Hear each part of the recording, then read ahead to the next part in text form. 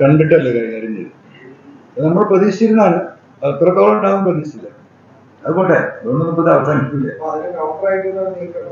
Yes my dear,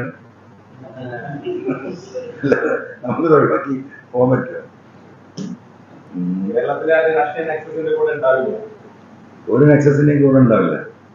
Nexus കുറച്ചും കൂടെ ഇനിയും വരാനുണ്ട്. മലപ്പുറത്തുകാർക്ക് കുറച്ച് ദിവസമായിട്ട് വലിയ എന്താ പറയാ തിരക്കൊന്നുമില്ല എന്നാണ്. നിങ്ങൾക്ക് കുറച്ച് പണി തരുന്നുണ്ട്. 1-2 ദിവസത്തിനുള്ളിൽ കുറച്ച് ഓടേണ്ടി വരുന്നുണ്ട്. ഒന്ന് കൃത്യമാക്കിയിട്ട് നിങ്ങൾ കൈ തരാം. 95% തന്നവന് 5% പണി ഞങ്ങൾക്ക് എടുക്കാം.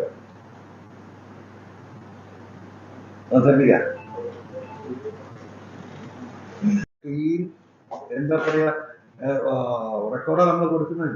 അത് അങ്ങനെയല്ലാന്ന് ഇങ്ങനെയാണ് എന്ന് അങ്ങേര് പറഞ്ഞു എന്ന് പറഞ്ഞത് എഴുതി വെക്കാൻ ഏത് ഉദ്യോഗസ്ഥനും സാധിക്കാന്ന്? ഏത് ഉദ്യോഗസ്ഥനും സാധിക്കുക?